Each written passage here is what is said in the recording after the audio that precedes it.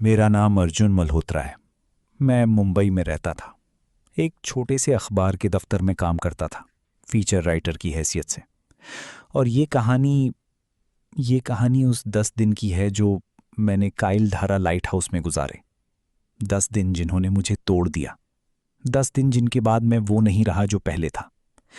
मैं आपको ये इसलिए नहीं बता रहा कि आप मुझ पर यकीन करें। मैं ये इसलिए बता रहा हूँ क्योंकि जो कुछ उन रातों में हुआ, वो अगर मैंने नहीं बताया तो ये सीने में सड़ जाएगा और इसे मेरे साथ दफन नहीं होना चाहिए। बात है अगस्त की, मॉनसून का महीना। मेरे एडिटर रावल साहब ने मुझे एक असाइनमेंट दिया। केरल के तट से करीब 40 किलोमीटर दूर एक छोटा सा कस्बा है, मंदारगढ़। उसी के पास एक टापू की तरह उठे हुए पत्थरीले किनारे पर खड़ा है काइलधारा लाइट हाउस। ब्रिटिश जमाने का बना हुआ, 1872 का। उसे एक नए सर्किट से जोड़ने का काम चल रहा था और उस दौरान सरकार को एक आदमी चाहिए था जो वहां रहे और रोजाना लॉग रिपोर्ट भेजे। रावल साहब ने मुझसे कहा, अर्जुन तुम जाओ, 10 दिन में एक बड़ी स्टोरी लेकर आना। लाइट हाउस की इतिहास, पुराने किस्से, स्थानीय मछुआरों से बातें। मुझे समुद्र हमेशा से पसंद था। मैंने हाँ कर दी, बिना सोचे। काश मैंने थोड़ा सोचा होता। मंदारगढ़ पहुंचने के लिए पहले कोयम्बटूर तक ट्रेन, फिर एक बस और फिर एक पुरानी जीप में 3 घंटे का सफ़र। जब मंदारगढ़ दिखा तो पहली नज़र में वो एक खूबसूरत जगह लगी। छोटा सा बंदरगाह, रंग बिरंगी नावें, नारियल के पेड़ और अरब सागर की वो गहरी नीली काली लहरें जो किनारे से टकराकर सफ़ेद झाग बन जाती थीं। लेकिन जब मैंने ज़्यादा ध्यान से देखा, गांव में एक अजीब खामोशी थी। मछुआरे थे, नावें थीं, लेकिन जीवंतता नहीं थी। लोग कम बोलते थे, नजरें झुकाकर चलते थे। जिस घर में मेरे रुकने का इंतज़ाम था वो था करुणाकर भट्ट का। स्थानीय आदमी, 55 साल के, मछली का कारोबार करते थे। उनके घर में उनकी पत्नी सुभद्रा अम्मा थीं और एक बेटा था, करीब 20 साल का, कृष्णन। मैंने सामान रखा, नहाया और खाना खाया। खाते हुए मैंने करुणाकर भट्ट से लाइट हाउस का जिक्र किया। उनके हाथ से चम्मच गिर गया। उन्होंने उठाया, धीरे से, बिना मेरी तरफ देखे बोले, वहाँ मत जाओ। मैंने हंसकर कहा, भट्ट साहब, यही मेरा काम है, मैं वहाँ 10 दिन रहूँगा। उन्होंने मुझे देखा। उनकी आंखें कुछ ऐसी थीं जैसे कोई माँ अपने बच्चे को रोकने की कोशिश करे, जानते हुए कि वो नहीं माना। सुभद्रा अम्मा ने मलयालम में कुछ कहा। भट्ट साहब ने उनकी बात का अनुवाद किया। वो कह रही हैं, काइल धारा में रात नहीं गुजारते। जो वहाँ रात में रहा वो या तो पागल हुआ या गायब। मैंने मुस्कराकर बात टाल दी। लेकिन रात को जब मैं बिस्तर पर लेटा था तो दरवाजे के पास मुझे एक छोटी सी आवाज़ सुनाई दी, जैसे कोई दीवार पर नाखून से खींच रहा हो, बहुत धीरे, लंबी लकीर। मैंने सोचा, घर पुराना है, दीमक होगी। सो गया। अगले दिन सुबह भट्ट साहब के बेटे कृष्णन ने मुझे नाव से काइलधारा तक पहुंचाया। लाइट हाउस टापू पर नहीं था, एक लंबे नुकीले पत्थरीले उभार पर था जो मुख्य जमीन से करीब आधा किलोमीटर समुद्र के अंदर तक जाता था। उस उभार तक एक पतला रास्ता था जो केवल ज्वार के उतरने पर पैदल चलने लायक होता था। बाकी वक्त वो पूरी तरह पानी में डूब जाता था। यानी जब भी ज्वार चढ़ता था, लाइट हाउस द्वीप बन जाता था। नाव से उतरते हुए कृष्णन ने कहा, दोपहर में ज्वार उतरेगा तो रास्ता मिलेगा, शाम तक वापस आ जाना, यहां रात मत रहना। मैंने कहा, भाई मुझे यहाँ 10 दिन रहना है। कृष्णन की आंखें सिकुड़ी। उसने बस इतना कहा, जैसी आपकी मर्जी, और नाव मोड़ ली। मैं उस पथरीले रास्ते पर चला। पाँव के नीचे काई थी, नमकीन हवा चेहरे पर थी और समुद्र दोनों तरफ से दहाड़ता था। रास्ते के अंत में काइलधारा लाइट हाउस। वो एक खूबसूरत राक्षस था, सफेद रंग का, लेकिन बरसों की नमी और काई ने उसे धूसर और काला कर दिया था। उसकी ऊंचाई करीब 50 फीट। नीचे एक पत्थर का घर था, 2 कमरे, एक छोटी रसोई, एक बाथरूम, और ऊपर वो टावर जिसके सबसे ऊपर उस विशाल बल्ब का लेंस था जो रात को घूमता था और समुद्र में रोशनी फेंकता था। घर के आगे एक छोटा सा चबूतरा था जहां से सामने सिर्फ और सिर्फ समुद्र दिखता था, विशाल, अंतहीन, काला नीला। मैंने अंदर कदम रखा। वो पुराने लाइट हाउसों की जानी पहचानी गंध थी, नमक, जंग और कुछ जो मैं पहचान नहीं पाया, लेकिन बाद में समझा वो गंध थी भीगे हुए कपड़ों की, जैसे कोई समुद्र में भीग कर आया हो और उसी हालत में बैठा रहा हो। लेकिन उस वक्त मैंने उसे नजरअंदाज किया। मैंने सामान रखा, कमरा साफ किया। सरकारी कर्मचारी 1 हफ्ते से पहले जरूरी सामान रख गए थे। चावल, दाल, पानी के कैन, एक स्टोव और एक छोटी सी मेज पर रखी थी एक मोटी काली जिल्द की किताब, लॉग बुक। उस पर लिखा था काइल धारा प्रकाश स्तंभ, आधिकारिक दैनिक अभिलेख, सन 1872, अद्यतन। मैंने उसे खोला। पहले कुछ पन्ने अंग्रेजी में थे, ब्रिटिश अफसरों के, फिर हिंदी और मलयालम का मिश्रण। रोजमर्रा की एंट्री थी, मौसम का हाल, लाइट का चालू बंद होना, जहाजों का गुजरना, बहुत उबाऊ। लेकिन बीच में एक पन्ना था जो मेरी नजर रोक गया। दिनांक 14 नवंबर 1977, रात 11:40। आज रात समुद्र में एक जहाज दिखा जो हमारे रजिस्टर में नहीं है। जहाज का नाम नीलांबरी।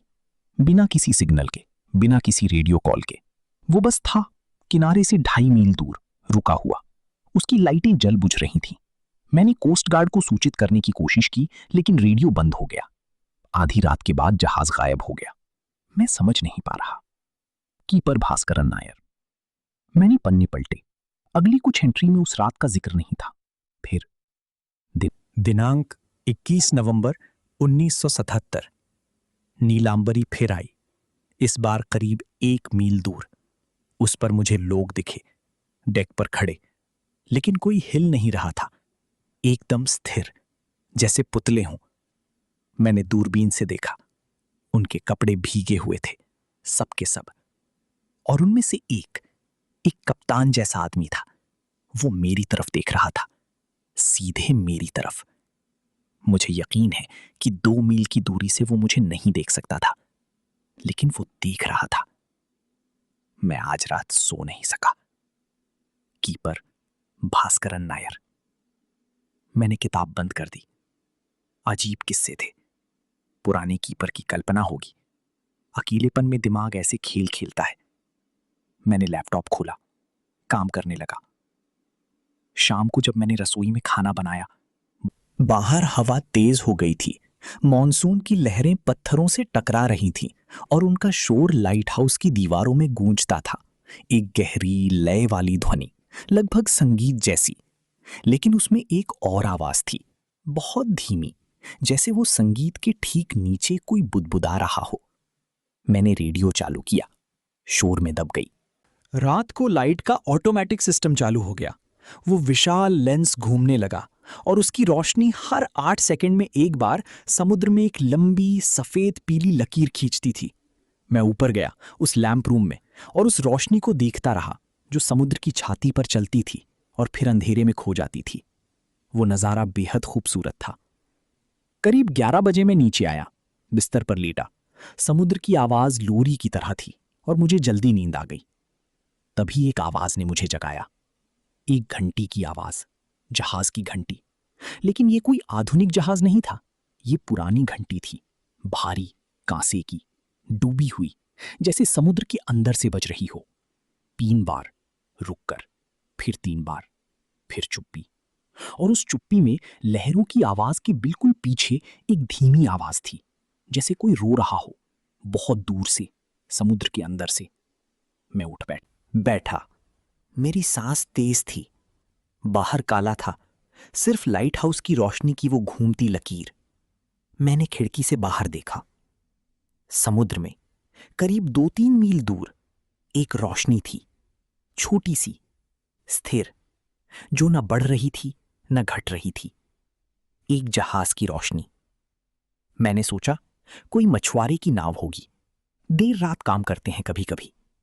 मैं वापस लेट गया, लेकिन नींद नहीं आई, क्योंकि वो घंटी फिर बजी, एक बार, और फिर एकदम खामोशी। अगले दिन दोपहर को ज्वार उतरने पर मैं मुख्य जमीन पर आया। मंदारगढ़ के एक पुराने चाय वाले के यहां बैठा। नाम था वेलायुधन, करीब 70 साल का। मैंने उससे काइल धारा की बातें पूछी। उसने बताया, भास्करन नायर, जो उस लॉग बुक में लिखता था, वो काइल धारा का आखिरी इंसानी कीपर था। सन 78 में उसे बदलने ऑटोमेटिक सिस्टम आई, लेकिन उससे पहले एक घटना हुई। नवंबर 77 में नीलांबरी नाम का एक मालवाही जहाज मंदारगढ़ के तट के पास डूब गया था, तूफान में। उस पर 17 लोग थे, सभी मारे गए। किसी का शव नहीं मिला, सिर्फ कुछ लकड़ी के टुकड़े और एक फटी हुई लाइफ जैकेट। जहाज का कप्तान था धुवर सिंह राठौर, राजस्थान का आदमी, समुद्र पर बरसों से था। कहते हैं वो आखिरी वक्त तक जहाज के पहिए से लिपटा रहा। उसने जहाज नहीं छोड़ा, और जहाज के साथ वो भी नीचे चला गया। वेलायुधन ने चाय की चुस्की ली, फिर बोला, भास्करन ने उस रात काइल धारा की लाइट बुझा दी थी। मैंने चौंक कर पूछा, क्यों? वेलायुधन ने कहा, कोई नहीं जानता, उसने कभी बताया नहीं। लेकिन लोग कहते हैं अगर उस रात लाइट जलती तो नीलांबरी चट्टानों से बच जाती। लाइट बुझी थी, जहाज को रास्ता नहीं दिखा, और वो चट्टानों से टकरा गया। मेरे अंदर कुछ जम गया। भास्करन नायर ने क्या किया था, जानबूझकर या भूल? वेलायुधन ने बताया, उसके बाद भास्करन बदल गया था। ऑटोमेटिक सिस्टम आने से पहले ही उसने काम छोड़ दिया। कुछ साल बाद वो पागल हो गया। अंत में एक रात वो समुद्र में चला गया, अकेले, नाव के बिना, और वापस नहीं आया। मैं वापस लाइट हाउस की तरफ चल दिया। रास्ते भर मन में एक सवाल था, उस लॉग बुक में और क्या लिखा है? उस शाम मैंने लॉग बुक के बाकी पन्ने पढ़े। एंट्रियां थीं, हर हफ्ते की, और जैसे जैसे सन 78 के करीब पहुंचते थे, भास्करन की लिखावट बदलने लगी थी। पहले साफ, सुंदर लिखावट, फिर टेढ़ी, कांपती, फिर लगभग अपठनीय। दिनांक 3 फरवरी 1978। वो हर रात आते हैं, सभी 17, डेक पर खड़े। उनके कपड़े हमेशा भीगे, उनकी आंखें खुली हैं, लेकिन उनमें कुछ नहीं है। मैं जानता हूं कि वो मुझसे पूछने आते हैं, मेरा जवाब चाहते हैं, लेकिन मेरे पास जवाब नहीं है। मैंने उस रात लाइट क्यों बुझाई, मुझे खुद नहीं पता। कोई था जो मुझसे बुझवाना चाहता था। कोई था उस रात इस लाइट हाउस में जो मेरा नहीं था। भास्करन। दिनांक 15 मार्च 1978। कप्तान आया, अकेला, बाकी नहीं थे। वो मेरे दरवाजे के बाहर खड़ा था पूरी रात। मैंने दरवाजा नहीं खोला। सुबह होने पर वो चला गया, लेकिन उसके पांव के निशान थे दरवाजे के सामने, गीले, नमक और काई के। मैं माफी मांगना चाहता हूं, लेकिन क्या मरे हुए माफ करते हैं? भास्करन। आखिरी एंट्री थी, तारीख नहीं थी, बस इतना लिखा था, एक कांपती हुई लिखावट में, वो बुला रहा है, कप्तान। वो कहता है, आ जाओ, अपनी लाइट बुझाओ और आ जाओ। मेरी जगह नीचे है, मैं जाऊंगा। शायद नीचे जाकर माफी मांग सकूं, शायद वो माफ करे, शायद, शायद। किताब मेरे हाथ से गिर गई। मैं उठा, पानी पिया, हाथ कांप रहे थे। रात हो गई थी, ऊपर लाइट घूम रही थी, और बाहर समुद्र अपनी अनंत दहाड़ में था। मैंने सोचा, सुबह वापस जाता हूं, ये असाइनमेंट छोड़ता हूं, लेकिन रात ने मुझे ये तय करने का मौका नहीं दिया। रात के करीब 12 बजे मेरी नींद खुली। घंटी नहीं बजी इस बार, कुछ और था। एक गंध, समुद्री नमक की, काई की, और कुछ जो सड़ रहा था, मीठा सड़ा हुआ। मैं उठा, खिड़की से बाहर देखा और उसे देखकर मेरी सांस रुक गई। समुद्र में आधे मील से भी कम दूरी पर एक जहाज था, बड़ा, विशाल, पुराने जमाने का मालवाही जहाज। उसकी डेक पर रोशनियां थीं, लेकिन वो रोशनियां आधुनिक नहीं थीं, लालटेन जैसी, पीली, कांपती हुई। जहाज के धनुष पर उसका नाम लिखा था, काले अक्षरों में सफेद रंग पर, जो बरसों के समुद्री पानी से धुंधला हो गया था, लेकिन लाइट हाउस की रोशनी में एक पल के लिए साफ दिखा, नीलांबरी। ये जहाज सन 77 में डूब गया था, 47 साल पहले। ये यहां नहीं हो सकता था, ये संभव नहीं था, लेकिन था। मैं दूरबीन लाया, कांपते हाथों से लगाई और डेक पर देखा।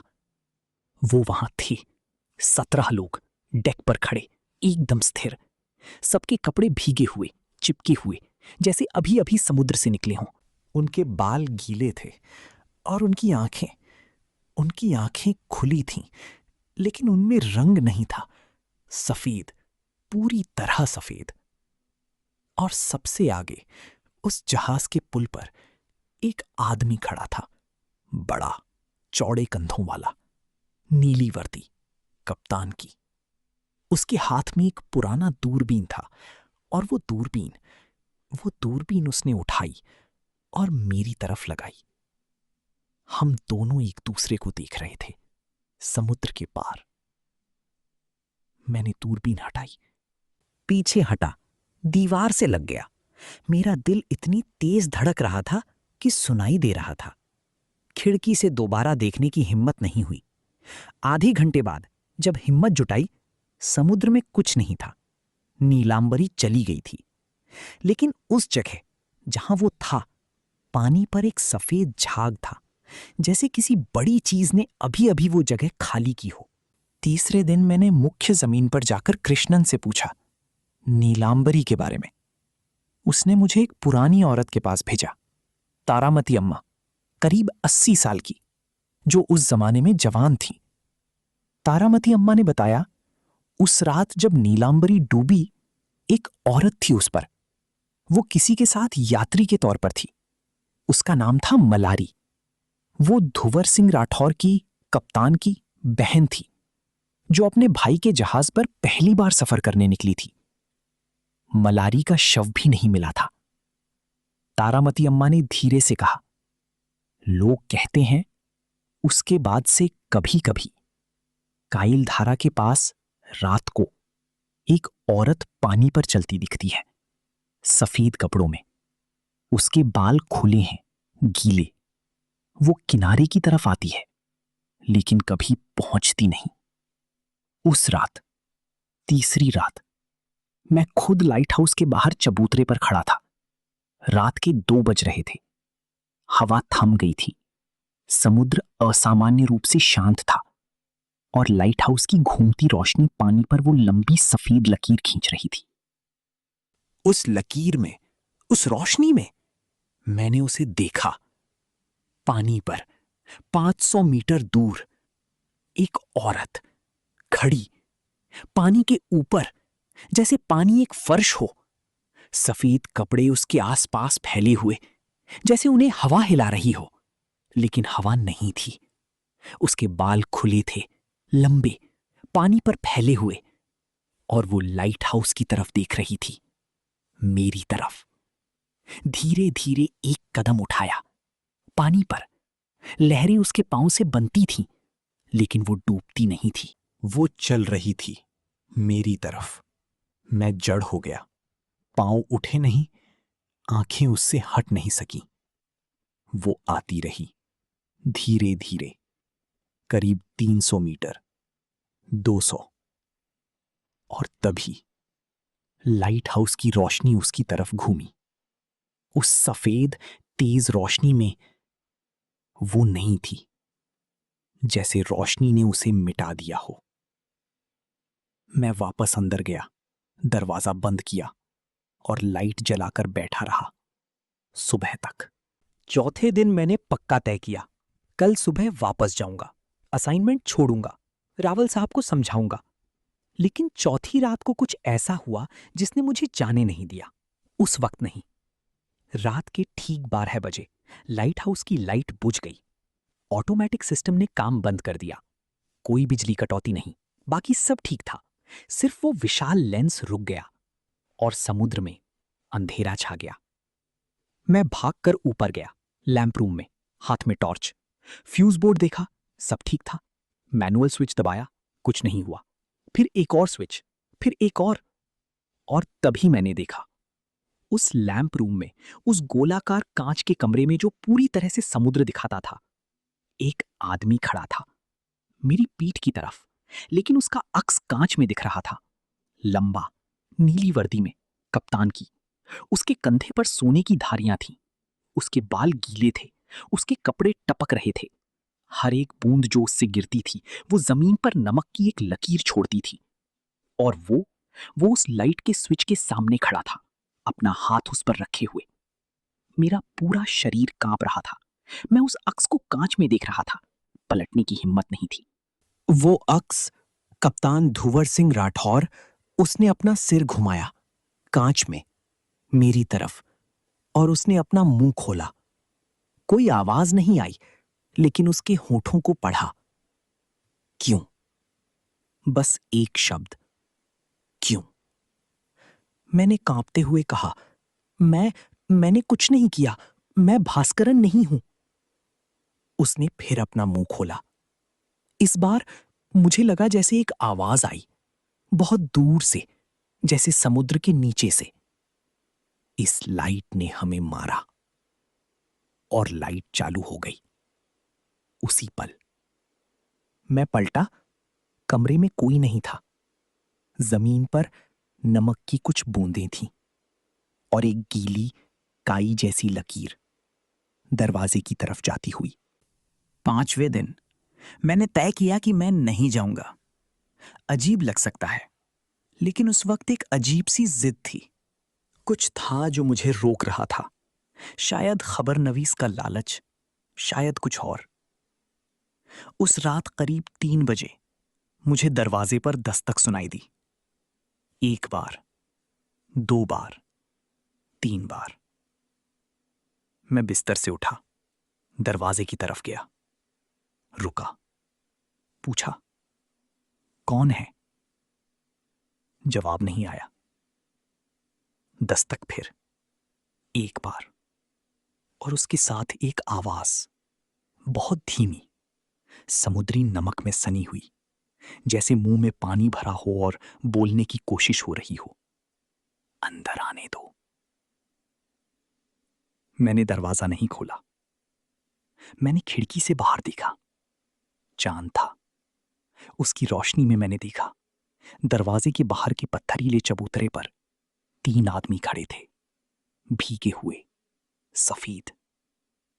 उनकी आंखें मुझे दिख नहीं रही थीं, लेकिन मैं जानता था। उनमें से एक ने, सबसे आगे वाले ने, हाथ उठाया खिड़की की तरफ, धीरे धीरे। उसकी उंगलियां सामान्य नहीं थीं, वो लंबी थीं, बहुत लंबी, जैसे हड्डियां जोड़ से निकल गई हों। और उन उंगलियों से उसने खिड़की पर टकटकाया। एक एक बार धीरे पानी की बूंदें कांच पर पड़ी। मैंने पर्दा गिरा दिया, पीछे हट गया, दीवार से लगकर बैठ गया। मंत्र याद नहीं था, प्रार्थना याद नहीं थी, बस मन में यही था, सुबह हो जाए, सुबह हो जाए। वो दस्तकें आधे घंटे तक आती रहीं, फिर बंद हो गईं। सुबह जब मैंने बाहर निकलकर देखा, चबूतरे पर पांव के निशान थे, गीले, नमकीन, 3 जोड़े। और वो निशान किनारे से आते थे, पानी से, और दरवाजे तक जाकर वापस पानी की तरफ लौट जाते थे। छठे दिन दोपहर को मुझे एक पुरानी अलमारी में एक और चीज मिली, एक टिन का डब्बा जिसमें कुछ सड़े हुए कागज थे और एक तस्वीर, काली सफेद, पुरानी, एक औरत की तस्वीर। वो मुस्कुरा रही थी। उसके पीछे एक जहाज था। उस जहाज पर लिखा था नीलांबरी, और तस्वीर के पीछे लिखा था मलारी राठौर, 19 अक्टूबर 1987, उस हादसे से बस 1 महीने पहले मैंने तस्वीर को देखा। एक खूबसूरत औरत मुस्कुराती हुई अपने भाई के जहाज पर गर्व से खड़ी, जिसे पता नहीं था कि 1 महीने बाद वो उसी समुद्र में होगी और कभी नहीं निकलेगी। उस रात मुझे वो पानी पर फिर दिखी, लेकिन इस बार वो रुकी नहीं। वो सीधे किनारे की तरफ आई और इस बार लाइट हाउस की रोशनी ने उसे मिटाया नहीं। वो उस रोशनी में आई और उस रोशनी के दायरे में पहुंचकर रुक गई। मैं ऊपर लैंप रूम में था, उसे नीचे देख रहा था। उसका चेहरा ऊपर था मेरी तरफ, और उस चेहरे पर वो मुस्कान नहीं थी जो तस्वीर में थी। उस चेहरे पर कुछ था जो मैं बता नहीं सकता, दर्द, विनती या कुछ और। उसने अपना हाथ उठाया मेरी तरफ और उस हाथ में वो टिन का डब्बा था, वही जो मुझे अलमारी में मिला था। उसने वो डब्बा ऊपर की तरफ बढ़ाया जैसे दे रही हो, और उसके होंठ हिले। आवाज नहीं आई, लेकिन मैं समझ गया। वो कह रही थी, ये मेरा है, ये मेरे पास रहना चाहिए। मैंने अगले दिन वो टिन का डब्बा उस तस्वीर समेत समुद्र में प्रवाहित कर दिया, उस जगह जहां वो खड़ी थी। उस रात मलारी नहीं दिखी। 7वीं रात को, सबसे भयानक रात, मैं ऊपर लैंप रूम में था। रात के 1 बज रहे थे। समुद्र तूफानी था। मॉनसून की भारी बारिश शुरू हो गई थी। लहरें इतनी ऊंची थीं कि वो उस पत्थरीले उभार को धो रही थीं और कभी-कभी चबूतरे तक आ जाती थीं। और उस तूफान में वो आई, नीलांबरी। इस बार बहुत करीब, आधे मील से भी कम। तूफान में वो हिल रही थी, लेकिन डूब नहीं रही थी, जैसे तूफान उसे छू नहीं पा रहा था। और उस पर सब 17 लोग उसी तरह भीगे, स्थिर। कप्तान धुवर सिंह राठौर पुल पर। इस बार उसने दूरबीन नहीं उठाई, वो बस खड़ा था, और तूफान के बीच उसकी आवाज आई। सच में असली आवाज, तूफान की आवाज से ऊपर। वो आवाज भारी थी, गहरी, जैसे समुद्र खुद बोल रहा हो। उसने कहा, इस लाइट की वजह से हम डूबे। तुम यहां क्यों हो? इस लाइट को जलाए क्यों रखते हो? ये रोशनी हमें जलाती है। मैंने जवाब दिया, कांपती आवाज में, मैंने आपका कुछ नहीं किया। मैं भास्करन नहीं हूं, वो नहीं रहा। कप्तान चुप रहा, एक लंबी चुप्पी। फिर उसने कहा, भास्करन आया था नीचे। उसने माफी मांगी। मैंने माफ किया। मैंने पूछा, तो फिर आप यहां क्यों हैं? कप्तान ने कहा, क्योंकि ये लाइट अभी भी जलती है, और जब ये जलती है हम देखते हैं, हम याद करते हैं। हम वो रात याद करते हैं जब ये नहीं जली और हम मरे। जब तक ये जलती रहेगी हम यहां रहेंगे। मेरे मन में एक ख्याल आया जो डरावना था। मैंने पूछा, क्या आप चाहते हैं कि मैं इसे बुझा दूं, इस बार हमेशा के लिए? कप्तान ने जवाब नहीं दिया, लेकिन पीछे उन 17 में से एक ने अपना सिर हिलाया, धीरे से, हां में। मैंने हाथ स्विच की तरफ बढ़ाया और रुक गया, क्योंकि उसी पल मुझे याद आया, अगर ये लाइट बुझी आज इस तूफान में, कोई असली जहाज हो सकता था जो रास्ता भटक जाए। असली लोग, जिंदा लोग। मैंने हाथ वापस खींच लिया। कप्तान ने मुझे देखा, एक लंबी नजर से, और फिर उसके चेहरे पर कुछ आया। मैं पूरी तरह नहीं समझा, लेकिन शायद वो सम्मान था। उसने अपना सिर झुकाया, थोड़ा सा, और नीलांबरी धीरे धीरे तूफान में पीछे हटने लगी, गहरी में, और एक पल में वो नहीं थी। 8वीं और 9वीं रात को कुछ नया हुआ। जहाज नहीं आया, कप्तान नहीं आया, लेकिन एक और चीज आई जो शायद सबसे ज्यादा डरावनी थी। आवाजें, पानी में से, हर तरफ से, जैसे वो 17 लोग एक एक करके कुछ कह रहे हों। अलग अलग आवाजें। एक कह रहा था, मेरे घर बताओ। दूसरा, मेरे बच्चों को बताओ। तीसरा, हम यहां हैं। मैं उस रात रोया, पहली बार उन 10 दिनों में, क्योंकि उन आवाजों में डर नहीं था, उनमें थकान थी, एक अजीब अनंत थकान। वो लोग मरे थे 47 साल पहले, और वो अभी भी यहां थे, उस ठंडे पानी में, उस अंधेरे में। वो जाना चाहते थे और नहीं जा पा रहे थे। उस रात मैंने अपनी डायरी में उन 17 लोगों के नाम लिखे, जितने मुझे वेलायुधन ने बताए थे, जितने लॉगबुक में थे, और मैंने उनके लिए एक छोटी सी प्रार्थना की। मैं धार्मिक नहीं हूं, लेकिन उस रात लगा कि कुछ करना जरूरी है। आवाजें धीरे धीरे कम होती गईं, और 9वीं रात को बिल्कुल खामोशी थी। 10वें दिन की सुबह मैंने सामान पैक किया। कृष्णन नाव लेकर आया। मैं उस पथरीले रास्ते पर चला जो ज्वार उतरने पर दिख रहा था, और जब मैं उस रास्ते के बीचों बीच था, समुद्र दोनों तरफ, मैंने एक बार पीछे मुड़कर देखा। काइलधारा लाइट हाउस वैसे ही खड़ा था, ऊंचा, धूसर, नमकीन हवाओं में। उसकी लाइट बंद थी, दिन था, लेकिन उसके ऊपर, उस लैंप रूम में, कांच के पीछे एक आकृति थी। नीली वर्दी, बड़े कंधे, हाथ कांच पर रखा हुआ। कप्तान धुवर सिंह राठौर। वो मुझे देख रहा था, जाते हुए। मैं रुका नहीं, आगे बढ़ गया। मुंबई वापस आया, रावल साहब को स्टोरी दी। उन्होंने कहा, जबरदस्त है, इसे फ्रंट पेज पर लगाएंगे। मैंने बस हां कहा। कुछ दिन सब ठीक रहा।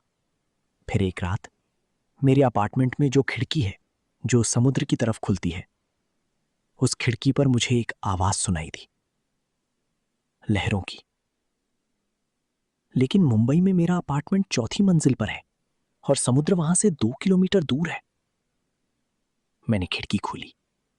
बाहर मुंबई की रात थी, नीचे सड़क, आवाजें, गाड़ियां, सब सामान्य।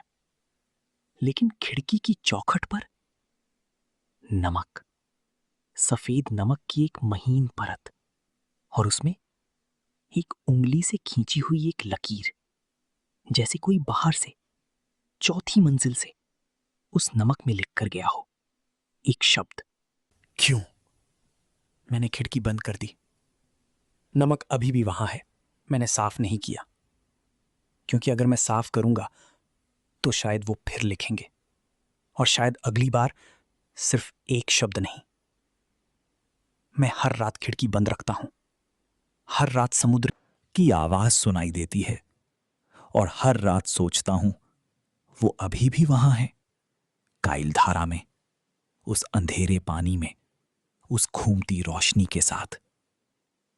और कप्तान, वो अभी भी पूछता है, उसी सवाल का जवाब मांगता है। वो सवाल जो भास्करन ने पैदा किया था, जो मेरे पास नहीं था, जो शायद किसी के पास नहीं है। क्यों उस रात लाइट बुझी? और क्यों 47 साल बाद वो सवाल अभी भी जिंदा है? समुद्र जवाब नहीं देता, बस दहाड़ता रहता है, हमेशा की तरह। अनंत, अंधेरा, और याद रखने वाला।